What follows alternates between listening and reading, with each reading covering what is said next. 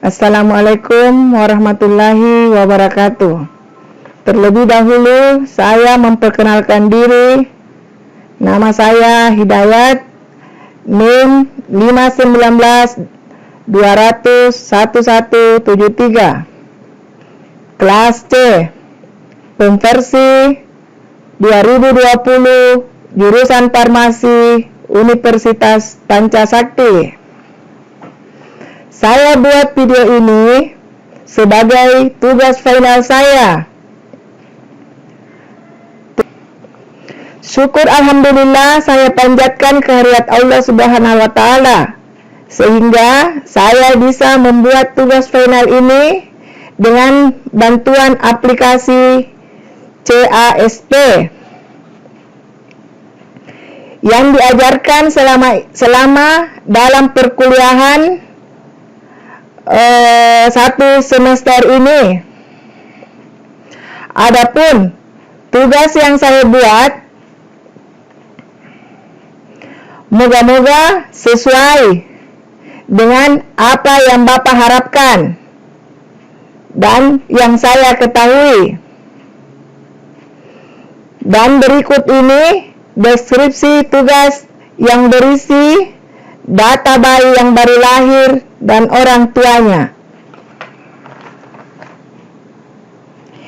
Y adalah tinggi bayi, X1 berat bayi, X2 lingkar kepala, X3 kehamilan, X4 usia ibu, X5 jumlah batang rokok yang dihisap ibu per hari, X6 tinggi ibu, X7 berat badan ibu sebelum hamil, X8 usia ayah, X9 masa studi ayah, X10 jumlah batang rokok yang dihisap ayah per hari, X11 tinggi ayah.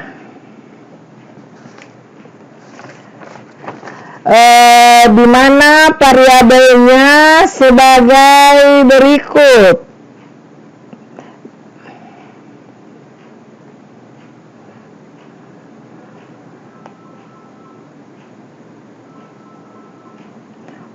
Terus tipe datanya dalam bentuk scale.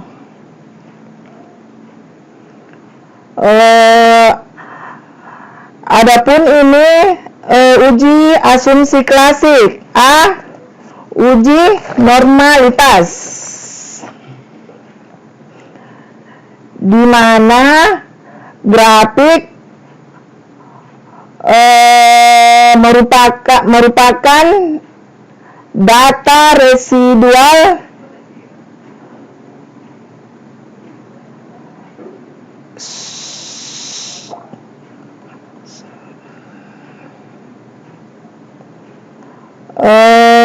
kedua. A. Uji normalitas. Berdasarkan gambar 1 di atas menunjukkan bahwa data residual model regresi sudah berdistribusi normal dikarenakan data tersebut menyebar di sekitar garis diagonal. Dengan demikian, syarat kenormalan sebagai pengujian statistik menggunakan regresi terpenuhi. B. Uji multikolinearitas. Tabel 1-2 menunjukkan bahwa nilai untuk variabel X1 adalah 0, X2 adalah 0, X3 adalah 0, X4 adalah 0, X5 adalah 0, X6 adalah 0, X7 adalah 0, X8 adalah 0, X9 adalah 0, X10 adalah 0, X11 adalah 0, X9 adalah 0, X10 adalah 0, maka dapat disimpulkan model regresi bebas dari multikolinearitas.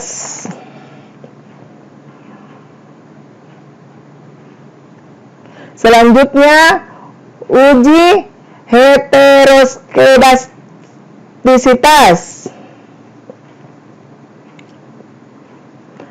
Ada beberapa cara untuk mendeteksi adanya gejala heteroskedastisitas, di antaranya menggunakan grafik residual dan prediktif. Berdasarkan gambar 1.4 terlihat bahwa data menyebar dan tidak membentuk pola, sehingga dapat disimpulkan bahwa data tidak mengandung gejala heteroskedastisitas. D. Uji autokorelasi.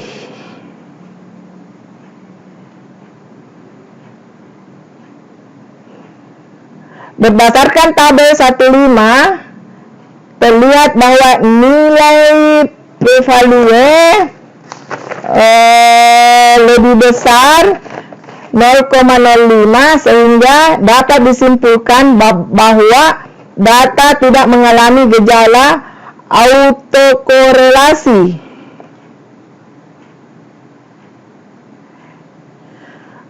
Kedua, model regresi linear berganda.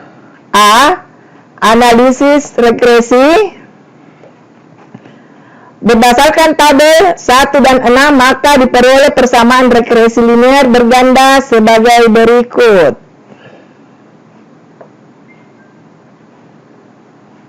Persamaan regresi di atas diperoleh nilai konstanta sebesar 51333.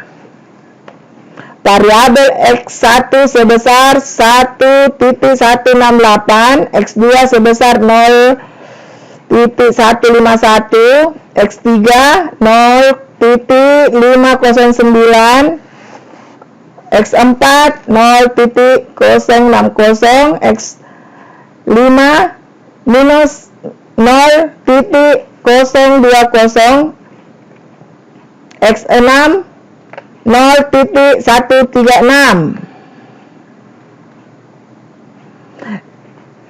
Dengan kata lain, makna dari persamaan di atas adalah konstanta bernilai 51.133, berarti jika tidak ada perubahan variabel.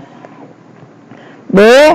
Koefisien regresi sebesar 1.168 cm menyatakan bahwa apabila X1 meningkat sebesar 1 satuan, maka akan menurunkan tinggi bayi sebesar 1.168 cm. Begitupun sebaliknya.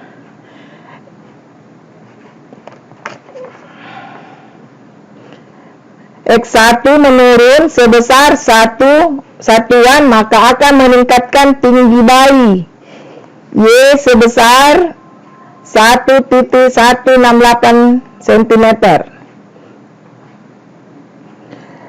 C. Koefisien regresi X2 sebesar 0,151 cm menyatakan bahwa apabila X2 meningkat sebesar 1 satuan, maka akan menurunkan tinggi bayi sebesar 0,151 cm. Begitupun sebaliknya, apabila X2 menurun sebesar 1 satuan, maka akan meningkatkan tinggi bayi sebesar 0.151 cm. D. Koefisien regresi X3 sebesar 0.505 cm menyatakan bahwa apabila X3 meningkat sebesar 1 satuan, maka akan menurunkan tinggi bayi sebesar 0.509 cm. Begitupun sebaliknya, apabila X3 menurun sebesar 1 satuan, maka akan meningkatkan tinggi bayi Y sebesar 0,509 cm.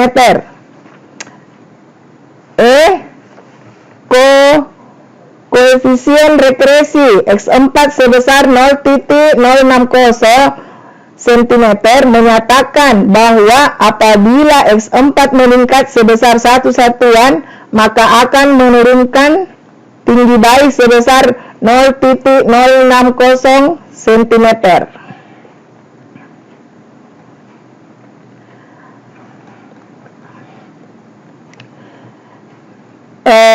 Ketiga, pembuktian hipotesis.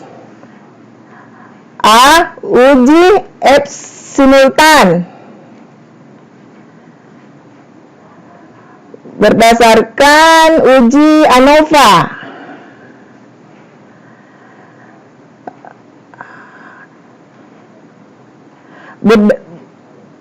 Berdasarkan tabel 1.7 terlihat bahwa nilai signifikan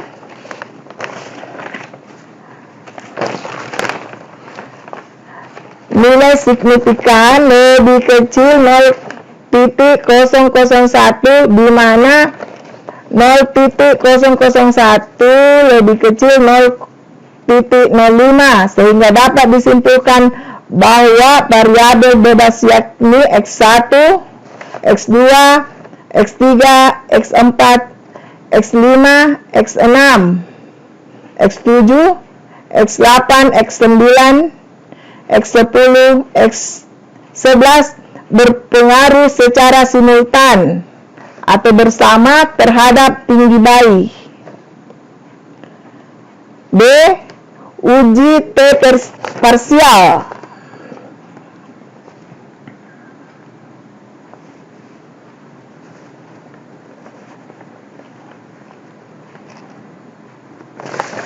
Uji T parsial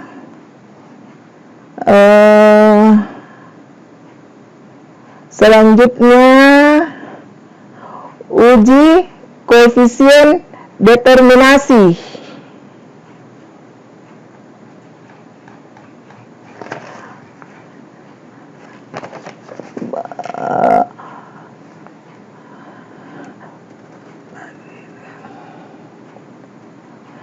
Berdasarkan di atas, maka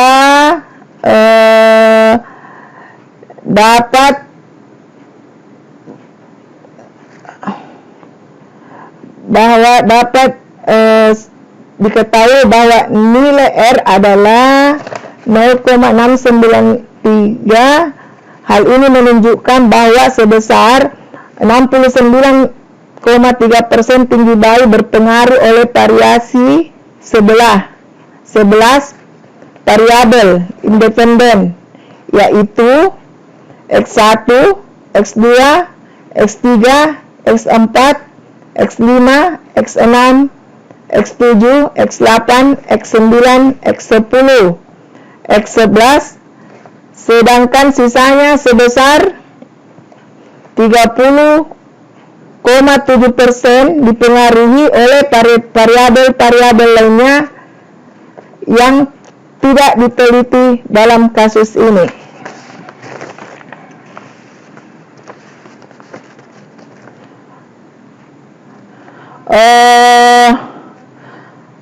Adapun tugas yang saya buat ini moga-moga sesuai dengan apa yang Bapak harapkan dan yang saya ketahui. Dan berikut